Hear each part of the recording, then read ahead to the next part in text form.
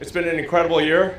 The SpaceX team, I think, is the best space team that has ever been assembled on the face of the Earth by far. And the achievements of the past year demonstrate that.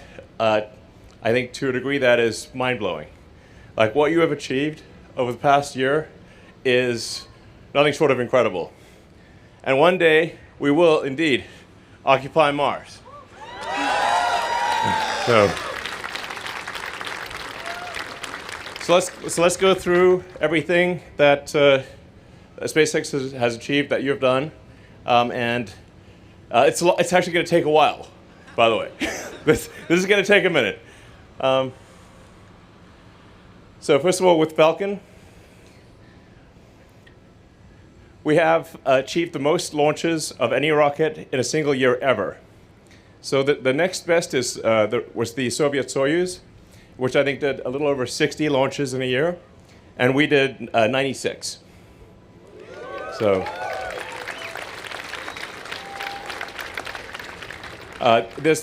so no other family of orbital class rockets has launched more than 63 times a year. That was Soyuz, and we did 50% more. The Falcon Heavy also surpassed, in terms of heavy lift vehicles, the record for Saturn V, which I think did. I think we with 5 launches last year, we exceeded the Saturn V record. So that was like pretty incredible on Falcon Heavy. So this gives you a sense in pictures of how incredible that was. For a while there, I was like, I'd be posting something, is this like the launch that just happened or the one that is happening? Or because there were like 3 launches that happened in the space of a few days. So, but this is all the launches on one page. And so it's really, really incredible. All made it to orbit, all landed. So just a huge hand for the Falcon team. That was incredible. So.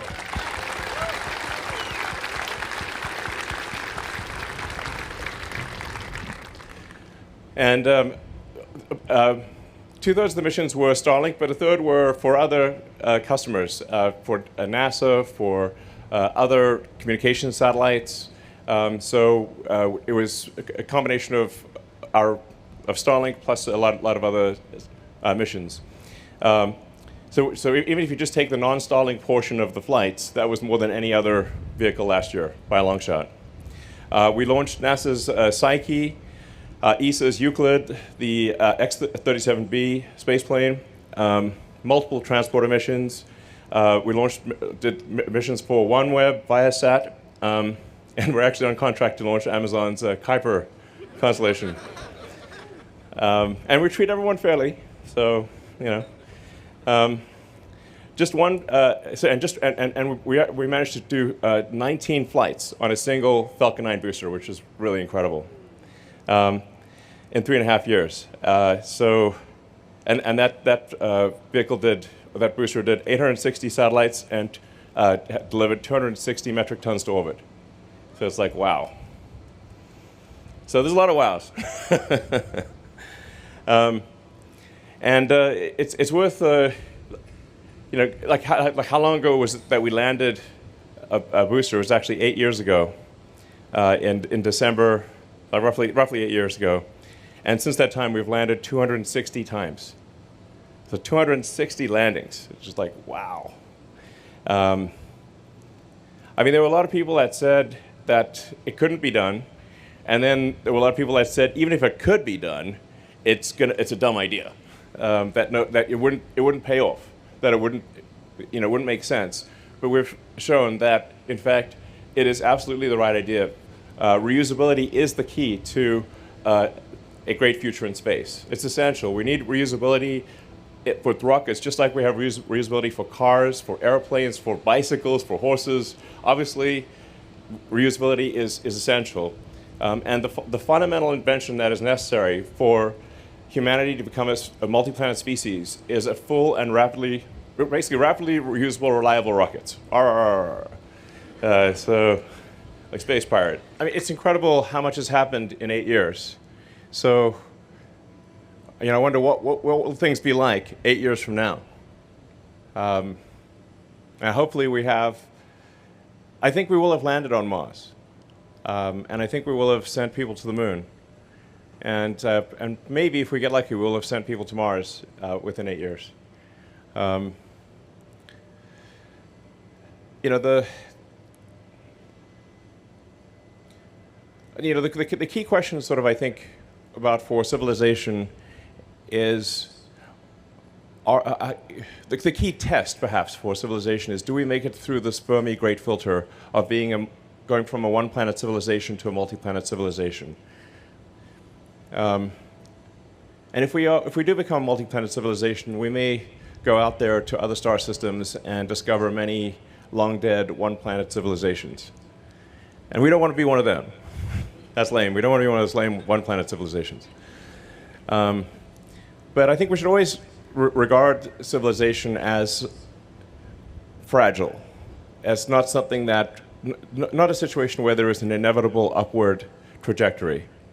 I mean, I read a lot about history, and if you read history, you see that civilizations are anything but permanent.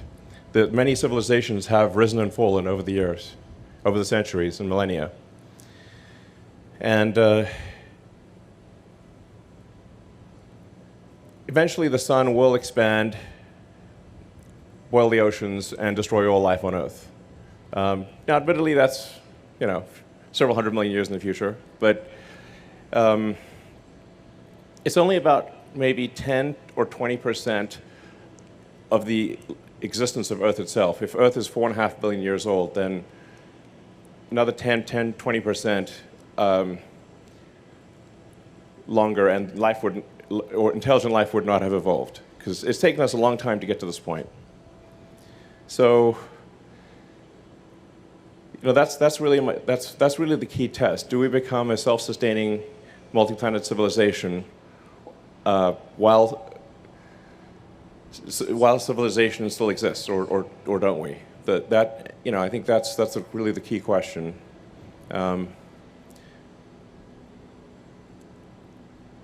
I think we've got a good chance, but it's not a sure thing. That's why time is of the essence. I think we want to make Mars self-sustaining as quickly as possible. It's not just a question of getting people to Mars, but it's getting enough tonnage and equipment to Mars to enable Mars to be self-sustaining. The key test being that if the resupply ships from Earth stop coming for any reason, does Mars die out, or does it continue? That's really the fundamental threshold to pass the Fermi paradox great filter. And the Fermi paradox is, where are the aliens? If life is common, if intelligent life is common, shouldn't we see a lot of evidence of it? Now, I get asked a lot about, aliens, actually. And I usually say I am one. Well, actually, I used to be, according to, Homeland Security. It's an alien registration card, literally. I was like, okay.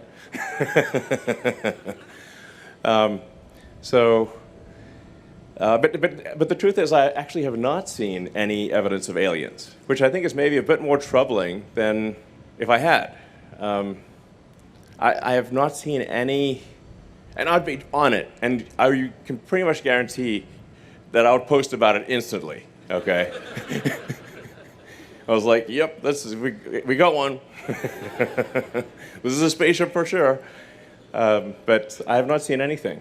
So that leads me to think that we're more likely to be a tiny candle of consciousness in a vast emptiness, a vast darkness. That the civilization that we have is really just this very, very small candle in a vast darkness, and we just must do everything possible to ensure that that candle does not go out. Yeah. Anyway, I think we can do it. So,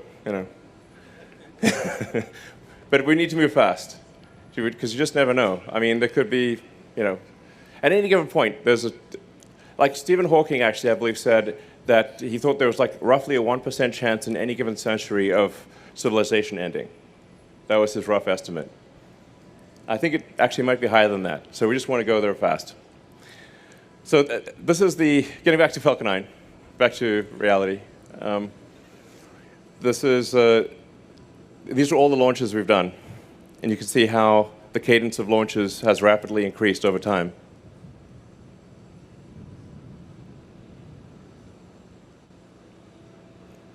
I think people online have actually assembled videos showing every launch, and it just gets like crazy fast as you get to 2023.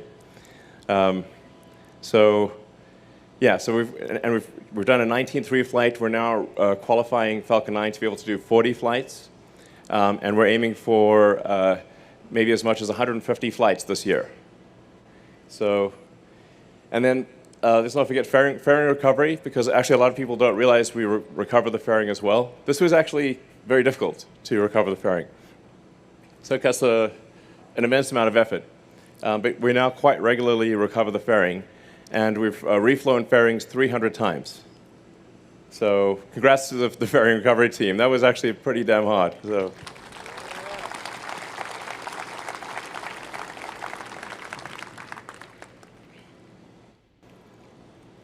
Oh, and then of course we do operate basically a small navy. I think people don't always know that, but we have drone ships and support ships of various kinds.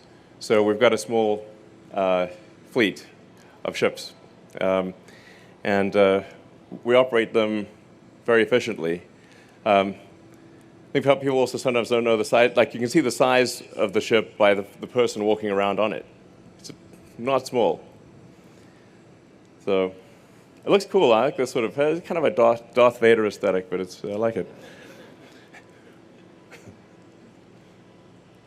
So, and we're also getting much better with pad turnaround.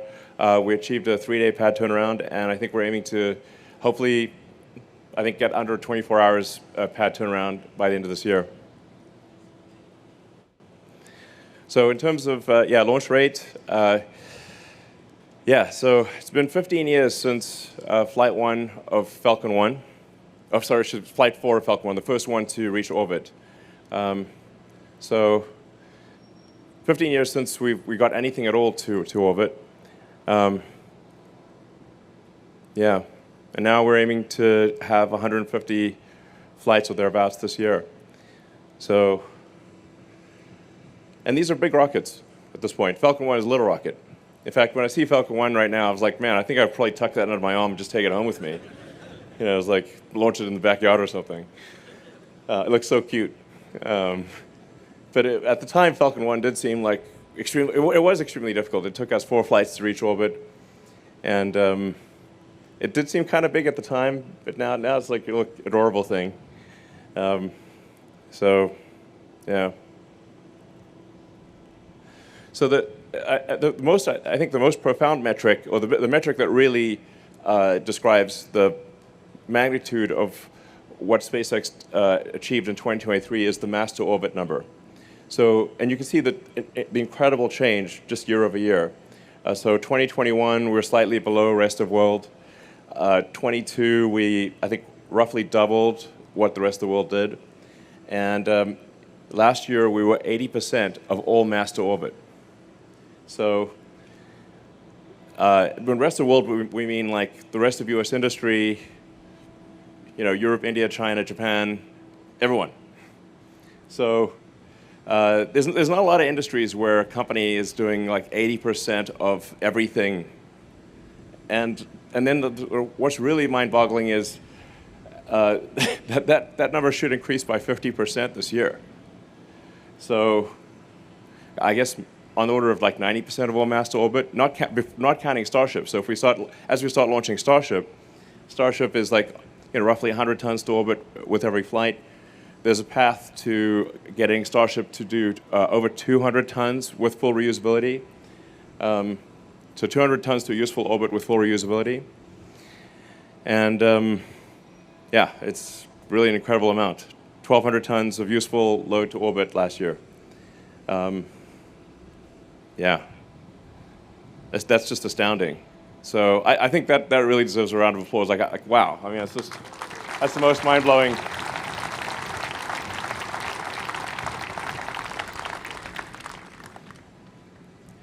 And the rate of increase is just astonishing.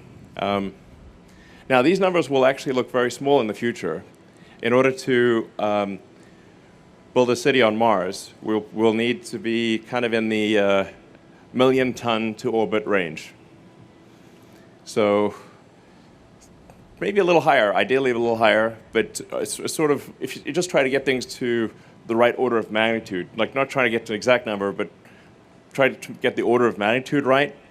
I think it's on the order, it's roughly 1 million tons to Earth orbit. That'll get you roughly 200,000 tons to the surface of Mars. So roughly, approximately 20% of whatever you get to Earth orbit, you can get to the surface of Mars. And figure like maybe we need at least 1 million tons of useful load to the surface of Mars for it to become self-sustaining. That self-sustaining threshold is actually a very tough threshold to meet, because even if you're missing a tiny thing, then eventually that Mars will die out. So you've got to be able to not just build, for example, computer chips, but you need to be able to build computer chip factories.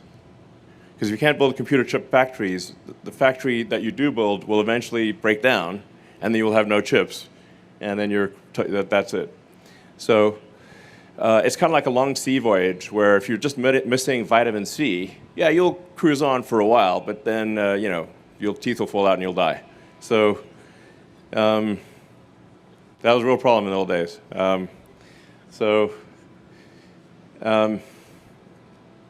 Anyway, it's quite a high threshold, and like Mars is a fixer-upper of a planet.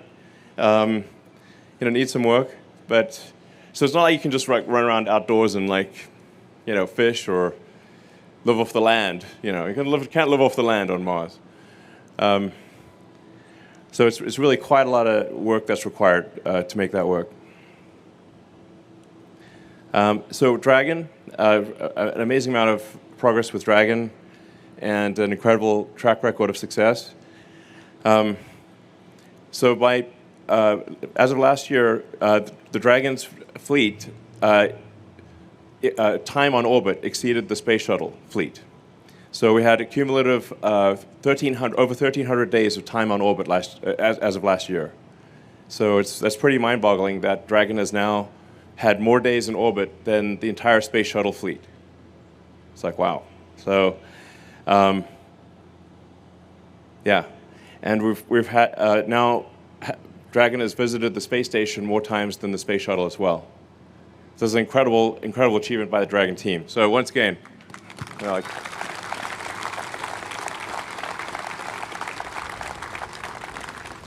as I was saying, this really has been an incredible. 2023 was like maybe the best year in the company's history. I mean, it was the best year in the company's history, actually. So there's a lot of great things to go through. I'm not one who gives out false praise. So it's really mind-boggling what you've achieved. So all of the missions last year used a flight-proven Dragon.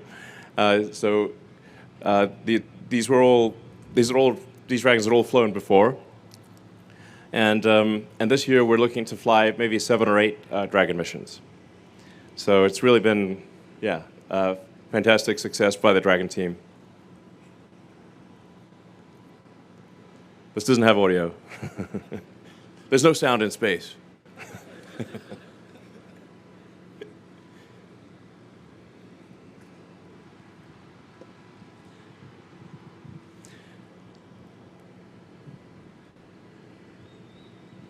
Yeah, that's a great looking spacesuit, and in Dragon interior.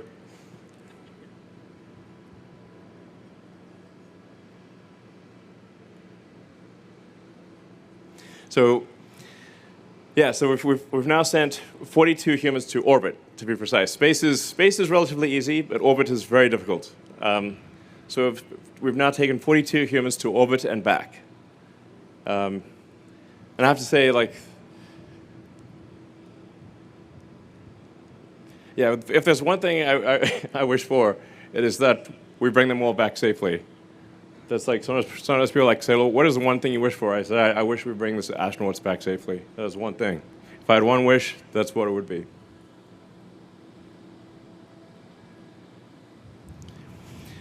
So we also have now completed a second crew arm in Florida. So we've got two towers that are capable of, two launch pads that are capable of sending astronauts to orbit. And this is going to be great for being able to shift missions between Pad 40 and Pad 39A. We've got this year our first spacewalk.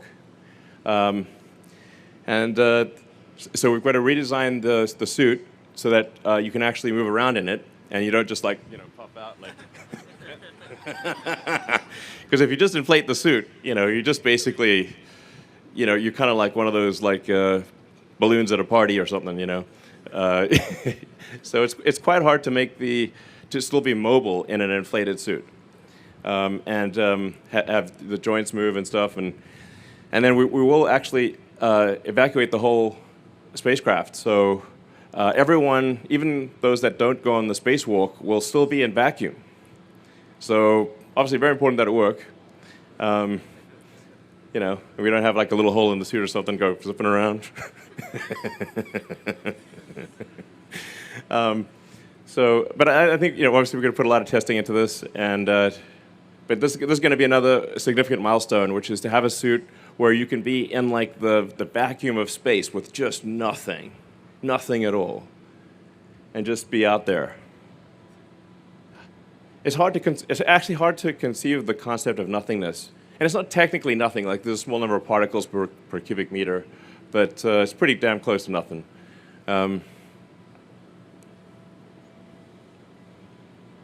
If you lose too much air, too much oxygen, that's it. There's no place to get oxygen from. So, like an airplane, even at high altitude, can increase the pressurization pumps and get more atmosphere because it's in the atmosphere. Dragon springs an oxygen leak, and that oxygen leak is too significant. There is no place to get oxygen. You're just going to die. So the requirements for getting everything perfect are insane. Everything's got to be absolutely perfect to work. We did not, evolve to live in space, obviously. So it's a tough one. But this is really going to be another great milestone, is to actually be able to have someone floating out there, in the vacuum of space, and come back. And we do want to actually have a spacesuit that you can walk around in, because if you're on the moon, you want to be able to walk around on the moon, walk around on Mars. So having a high mobility spacesuit that actually isn't crazy expensive, ideally, and that you can walk around in comfortably is a big deal. It's actually an important thing that needs to be developed. And ultimately made in large numbers. Because if we send, say, 1 million people to Mars, then that's 1 million spacesuits, or 1 million Mars suits that you need. So we'll have to make a lot of these things. And we're also going to launch Starlink on that flight. So then coming to Starlink, this is normally a whole separate company, but we're basically rebuilding the internet in space, which is pretty wild. Now it is, I want to emphasize, supplemental to the terrestrial internet. Sometimes people think, well, is Starlink just going to take over and destroy all the terrestrial internet? It definitely will not. But what it will do is Starlink will give access to the internet to people that either don't have access or where their access is extremely expensive or very, very bad access. So this is a massive enabler for enabling people in remote locations to learn anything. Like you can basically learn almost anything for free on the internet right now. Like for example, MIT has all of its lessons on YouTube. You can learn almost anything if you've got an internet connection. But if you don't have an internet connection, you're limited to, I guess, maybe you got some books or something, but not. Basically Starlink is a game changer for improving people's quality of life around the world. This might be the single. Well, certainly one of the, I think, it might be the number one over time, technology that improves people's standard of living around the world. It's certainly a candidate for potentially being the most profound thing that actually improves quality of life for people around the world, which would be really something to be proud of, obviously. So, let's see, and we're now introducing the V2 minis. So this is next generation satellites that we've introduced into the constellation. And yeah, these are twice the capacity of last year, so from 88 terabits per second to 165. And our goal, the biggest single goal for Starlink from a technical standpoint is to get the mean latency below 20 milliseconds. So that would, that actually makes it, for immediacy of, for actually the quality of internet experience, this is actually a really big deal. Also, if you play video games like I sometimes do, this is also important. Otherwise, you lose. So, so this is, anyway, so but that's actually a very, very hard problem. But because we're a low Earth orbit constellation, the speed of light is what do you think the speed of light is? 300 kilometers per millisecond.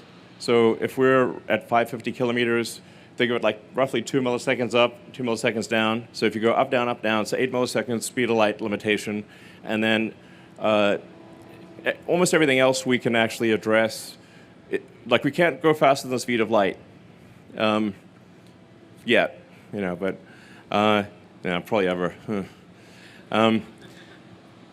But we can get the rest of the time, I think, below 10 milliseconds, and so then basically it'll be more responsive than ground internet in most cases, which is really what we're after here.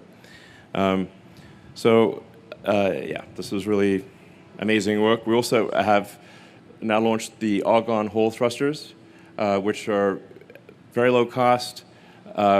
And uses argon, which is plentiful. So we've gone from using krypton, which is not that rare. I mean, if Superman did come here, I'd be like, you can get some krypton, you know, and squirt gun or something like that. And okay, now what? So krypton is a noble gas that is, it's moderately rare.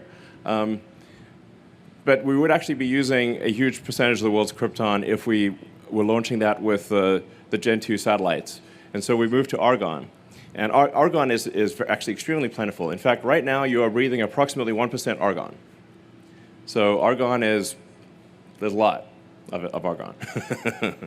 But this is really I think the first significant argon Hall thruster, and certainly by far the most cost efficient and the most power efficient. And it was a really great job by the Starlink team to create this thruster. And many other upgrades to the, then there's the in-space laser stuff. I mean, so this is by far, I think we've now sent at least 1,000 times more data, maybe 10,000 times more data over laser links in space than any other system before. I think we'll soon be like 1 million times more data transferred, maybe more than that, through the Starlink laser interconnects between the satellites. So we now have 9,000 active space lasers. So sort of vaguely reminds me of Dr. Evil, you know, lasers from space. Actually, well, I guess I made that joke a long time ago. It's like Dragon does have LiDAR. It has like a laser for you know, docking with the space station. So it's like dragons with lasers. I mean, like it'd be better than sharks with lasers. And each laser link is capable of 100 gigabits per second, and we're looking to increase that. So let's see. This is an animation of all the places where Starlink is active.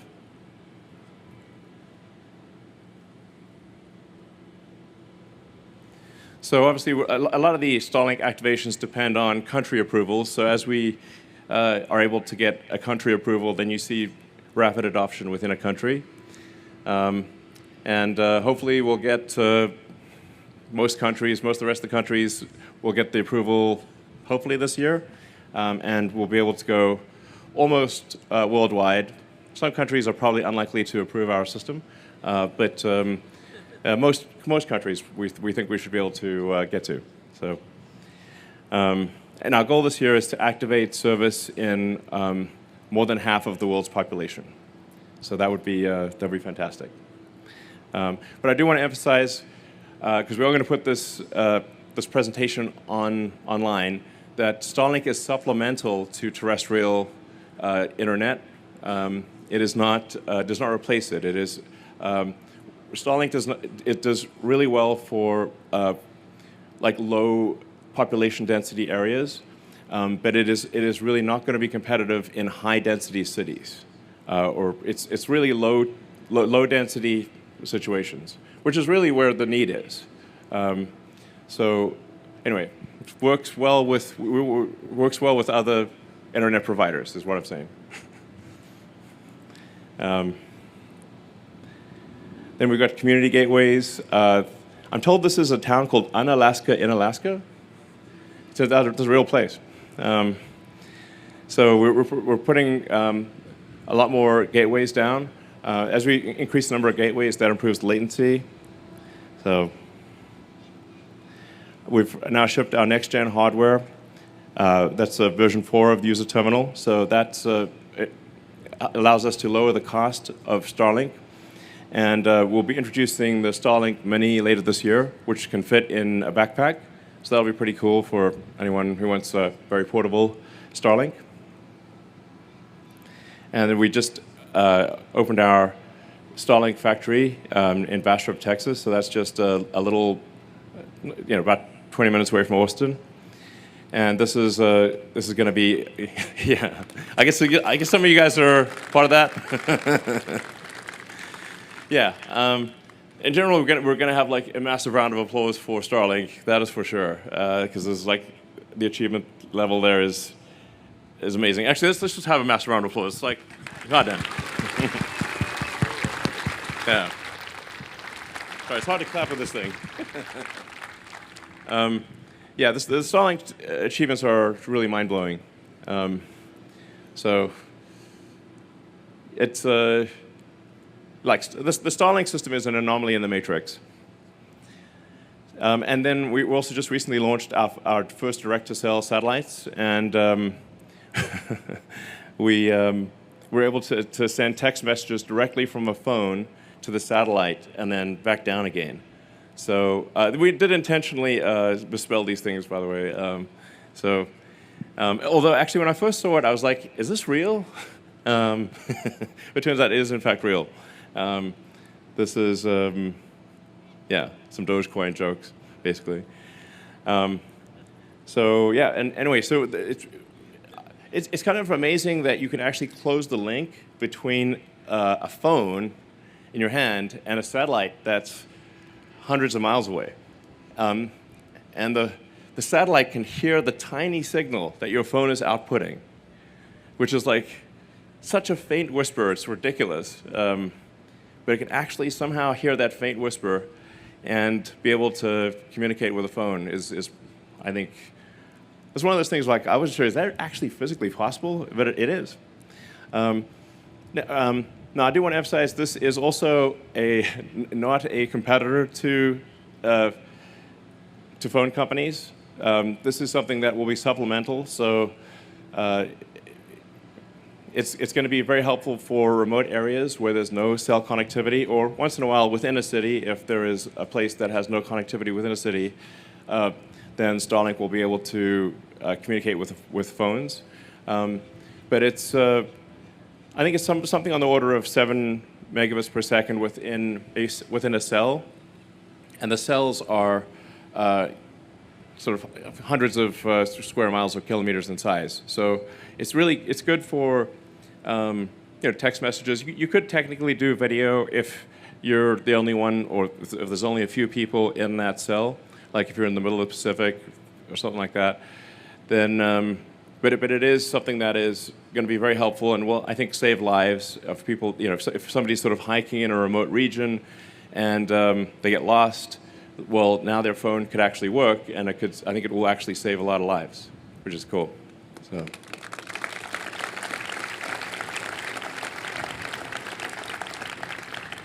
And then we have 7 announced partnerships. So we've got T-Mobile in the US, Rogers in Canada, Optus in Australia, One New Zealand, Salt in Switzerland, KDDI in Japan, and Entel in Chile and Peru. So, and we expect to announce a number of other telco partnerships this year. So this is definitely something where we're, again, in partnership with telcos. I just basically don't want telcos to get really mad at us. That's what I'm saying. You know, we want to support the telcos. And then, of course, yeah.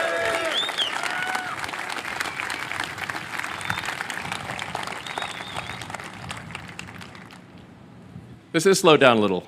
So. But that first launch did take a while to get off the pad. I was very worried there for a second.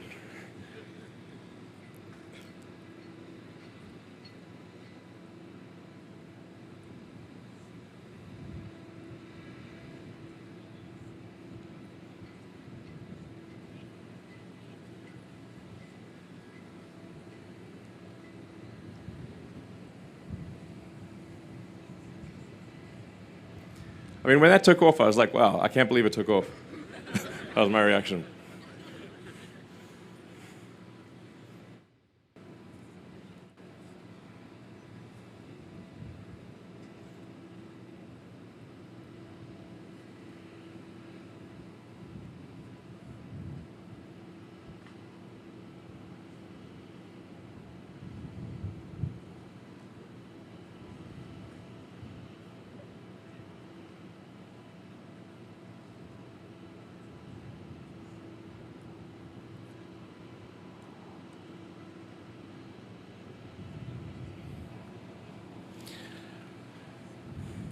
So I think it's incredible that we took off twice last year. I mean, even though I've been very, closely, involved with the Starship program from the beginning, and actually, like I lived out here. This is my primary residence for 3 years. This used to be a sandbar, basically, what we're looking at here. And now it's got an advanced rocket factory and a gigantic launch pad, and we've got a whole bunch of rockets out there. But I'm still amazed that it actually got put together and it took off. I'm like, wow. I mean, the Starship is more than twice the thrust of a Saturn V. It is by far the biggest flying object ever made. And with some upgrades down the road, it'll actually be, I think, probably over 20 million pounds of thrust. And Saturn V is 7.5. So it'll end up being 3 times the thrust of Saturn V. And it's going to fly a lot. It has to fly a lot. So it's going to end up flying several times a day from many different locations in the world. And I think there's a pretty good chance that it does Earth-to-Earth transport as well. Because the fastest way to get from one place to another on Earth is, to get from here to the other side of Earth is an intercontinental ballistic missile. But just make sure you delete the nuke and add the landing part. Basically, that's the fastest way to get somewhere. Yeah, wow. And then between Flight 1 and 2, we made a number of massive upgrades. So there was obviously a massive upgrade to the launch pad. So we've got like our mini Niagara Falls here. I mean, the water pressure is so much that if it went straight up, it would actually destroy the rocket. That's how much water pressure it is. So it's like, wow. And it worked. Actually, went and looked at one of the first things I went and looked at after the second launch was to check out the launch pad, because obviously after the first launch we dug a pretty big hole, and honestly it looked like it looked like there was no damage at all. Like you could just launch again basically for the pad itself. So it's great work by the team to radically improve the launch pad overnight. Yeah.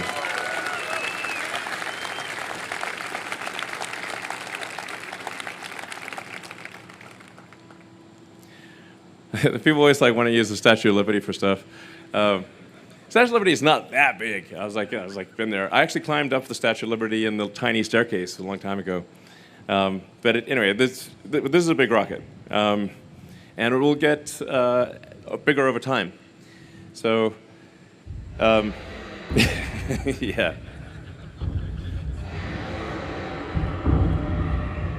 So I don't know if you guys watched Kong versus Godzilla.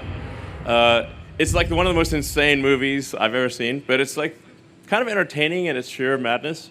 The crazy thing is that our launch tower is bigger than Mechazilla. And it's going to do basically like the same thing, but with the arms, like catch the rocket. And when I tell people, like, yeah, we're going to catch the largest flying object ever with giant mechanical arms, they're like, there's no way that's real. I mean, we could give it legs, too. just give it legs and have it tromp around. That'd be pretty cool. So, and then we're also going to build a second tower. Yeah.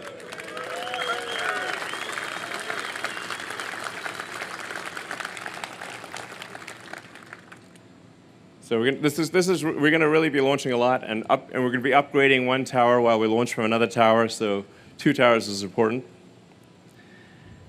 And there are actually so many upgrades between Flight 1 and 2 that it would actually take like hours to go through them all.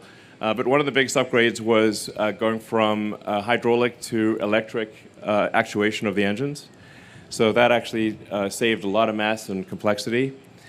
So yeah, the electric TVC. I mean, it was just this is one of the biggest upgrades. We also massively upgraded the heat shield. The engines themselves were massively upgraded. Literally everything on the rocket was like there might have been thousands of upgrades between Flight 1 and 2. So really gigantic improvement between Flight 1 and 2, and also obviously many improvements between Flight 2 and 3. And then we've got a whole development plan to, like I said, ultimately get to a fully reusable rocket that does over 200 tons to orbit on a regular basis. Full reusability. Yeah. Hot staging.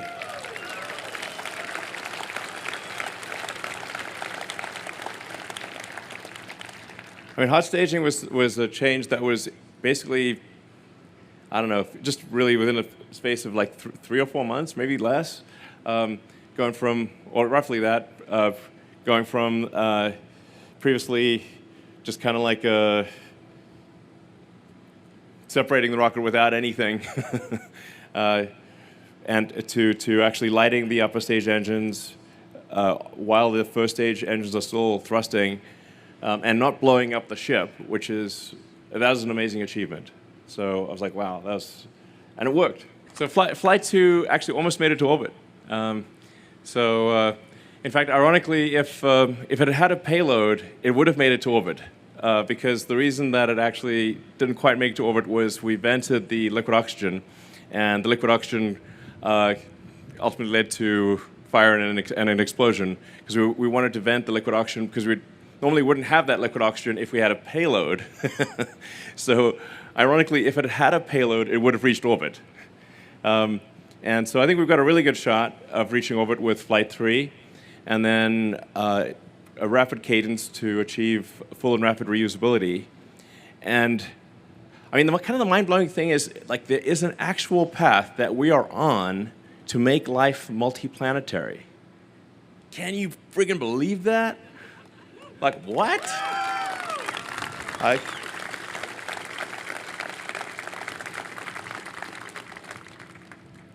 Yeah, we just got to get it done before civilization ends. But like, I think it's going to happen.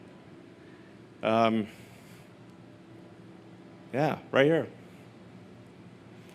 So, anyway, so in terms of getting there, we obviously want to accelerate the production and testing, get to a high cadence. For any given technology development, it is. How many iterations do you have, and what is the amount of time between each iteration? So every time we launch, every time we launch or do a test, we learn something more. So increasing that cadence of launching and testing And it's always better to sacrifice hardware rather than sacrifice time. Like time is the one true currency. So it's sort of the fastest path to, as I was saying earlier, rapidly reusable, reliable rocket. Yeah. So, and we've got a block, sort of a version 2 ship that will be more reliable, better performance, endurance. We've got a version 3 ship design that will stretch be even taller, probably end up being, I don't know, 140 meters before it's all said and done, maybe 150 in the end, in length. Yeah.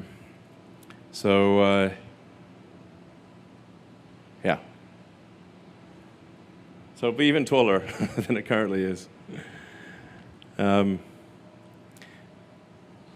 Yeah, and so with flight 1, the goal was not to blow the pad up and ideally get some distance, which we did.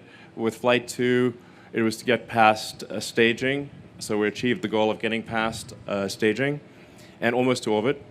And then flight 3, we've got we want to get to orbit, and we want to do an in-space engine burn from the header tank and prove that we can reliably deorbit. We want to do a tipping point header domain propellant transfer. This is important for the NASA Artemis program.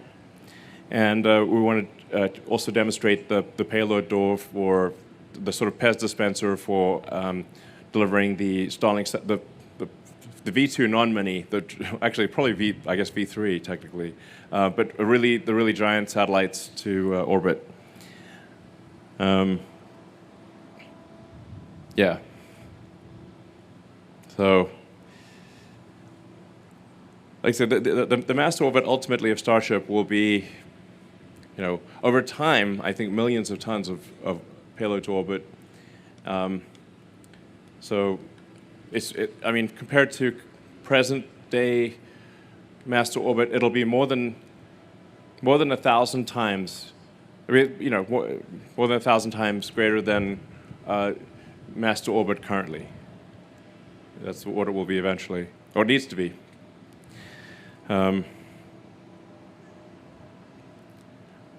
So we also want to demonstrate on-orbit refilling. This is very important for the NASA Artemis program. So we're very proud to be part of the NASA Artemis program. I'm always incredibly grateful to NASA for their support and for trusting us to take astronauts to orbit, to take cargo to the space station, and to be an integral part of getting astronauts back to the moon. One of the other questions I get a lot is, did we really go to the moon? I've gotten that from a lot of people, and I'm like, yes, we went to the moon. More than once, in fact. But the crazy thing is that it's been over half a century since we last went to the moon. So, I think maybe that's what causes people to be skeptical. Like, how come we can't go to the moon now? It was 66 years from the first controlled powered flight of the Wright brothers in 1903 to landing on the moon in 69. So only 66 years. But like 50 years have passed since we last went to the moon. But now we're going to go back there, and we're going to go back there soon. And we're not going to go I think, the next step, I think, is to build a moon base, like Moon Base Alpha. Make sci-fi real. Not remove the fi part of sci-fi. So, but in order to go and land on the moon, one of the technical challenges we have to solve is orbital refilling, where the starships dock on orbit and transfer propellant. Now, we've gotten very good at docking because we dock with Dragon to the space station, which is actually more complicated than docking with our own spacecraft. So we have a lot of expertise in docking, so I'm confident we will solve this, and we just ideally want to solve it hopefully by the end of this year, but certainly by next year. And that's a big deal. This is one of the fundamental technologies that's necessary to build a city on Mars and to have a moon base. And then, yeah, we'll also be launching some very big satellites.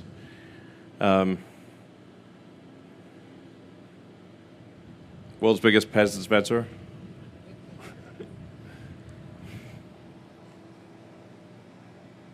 And we do hope to do this by the end of this year. And then, yeah, more about the NASA Human Landing System. So, as I said, we're extremely grateful to NASA for entrusting us with a fundamental part of the Artemis program. We want to make sure we do a great job for NASA. And really, we are a very fundamental part of the Artemis program. So if we do not succeed, which we will, but in order for the Artemis program to succeed, we must succeed with Starship.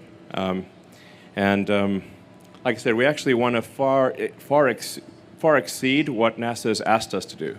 So we want to go far beyond the NASA requirements and actually be able to put enough payload on the moon with enough frequency that you could actually have a permanently occupied moon base. That's the next really big threshold from Apollo, is have an actual moon base.